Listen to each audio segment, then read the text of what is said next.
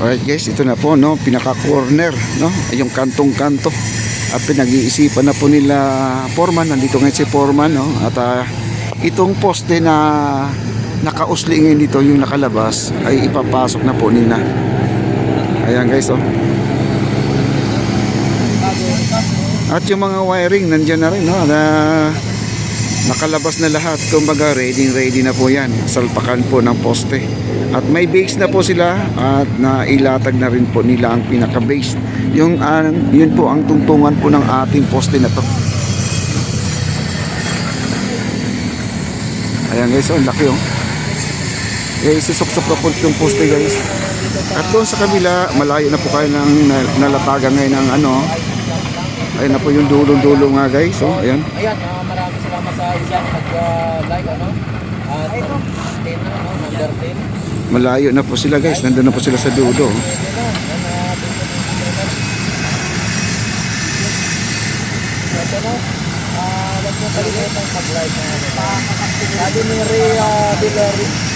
Malayo na, siguro nasa 50 to 100 meters na po ang kanilang nalatag ngayon dito, no guys. Ay ano pong basahin yan. Yan, sabi ni Ray Valerio, wow, Idol Rex, yan na lalong gumaganda na dyan. Babalik kami dyan ulit kapag tapos na dyan. Tapos picture. At sa ngayon mga kaibigan, at medyo masikip po dito sa area nito dahil ito yung pinakaunang poste na lamppost na ilalagay po nila ngayon dito, no. At sila po ay nagbabawas dito kasi siguro naman ay bubutasan para sa ilaw. Alis ka dyan. Matatalsikan tayo ng alikabok. Ayan, binutasan na po nila guys, no.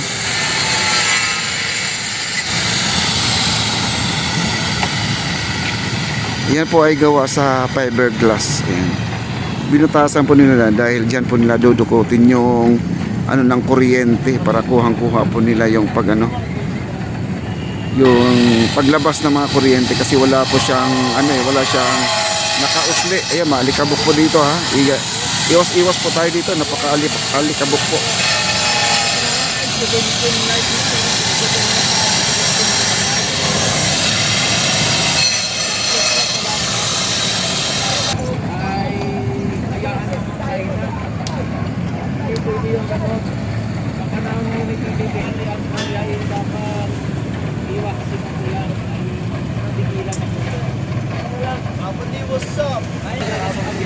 Ayan, at dito tayo sa medyo malayo ng konti na para makita po natin.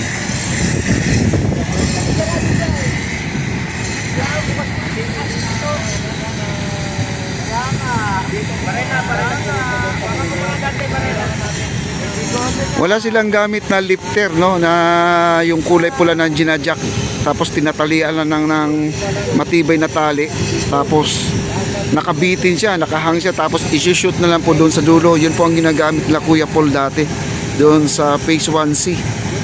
Dito dami naman silang tao, kayang-kaya na sa mano-mano to mga kaibigan.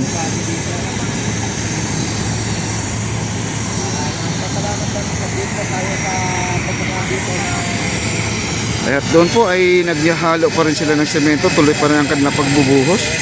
Ang bilis nila guys, so kahapon nandito pa lang sila nagbubuhos, ngayon nandun na sila sa unahan.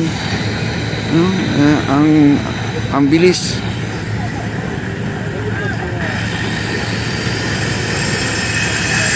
At may bago pang deliver na buhangin, no, yung truck na kulay pula.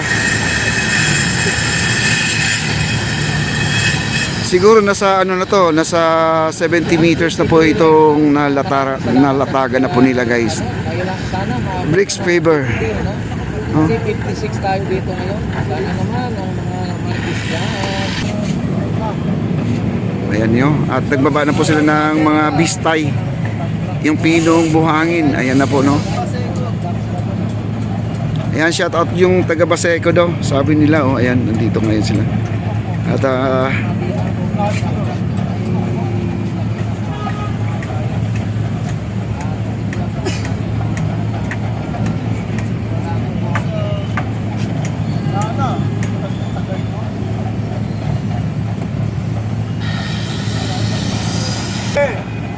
Ayan na po, pinatumba na po nila guys, oh. Ayan, pinatumba na po nila at isaswak na po nila dito.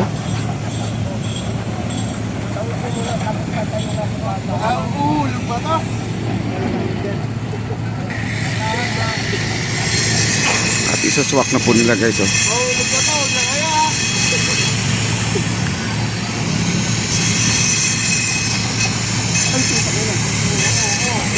Yan.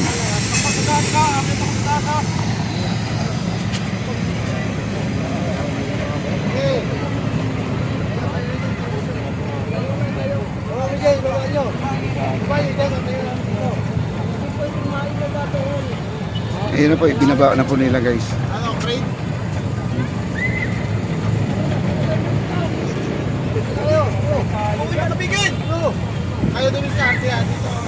Ang bigat talaga yan, 2, 4, 6, 7 tao po, no? Mabigat talaga to, mabigat.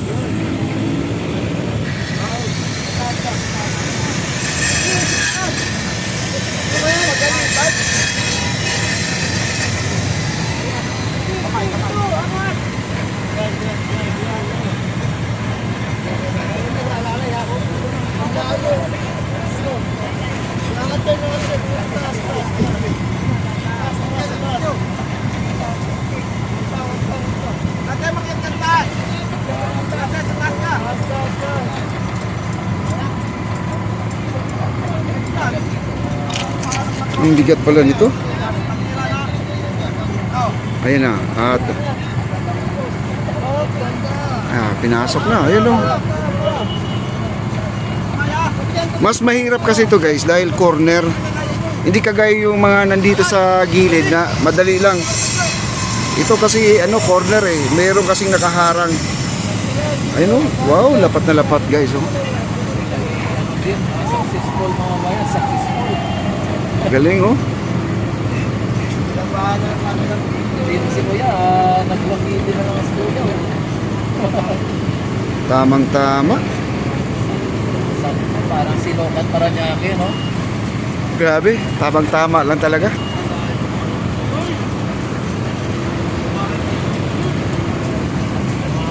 Oh, ang bigat pala yan guys. Kasi halo pala yan, may bakal, mayroong ano, tinatawag natin na fiberglass. Guys, para siyang magaan tingnan pero ang sabi nga nila parang plastic lang siya, no? Ang ganda kasi ng pagkagawa ng poste na yan eh.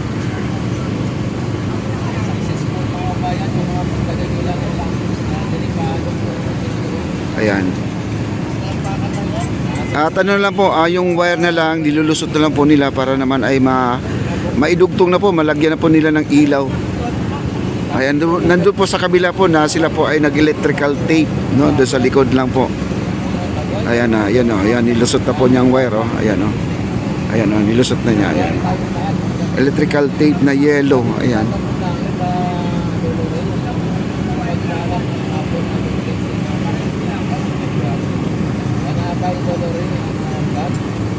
Ayan, natapos din nila, no? Galing.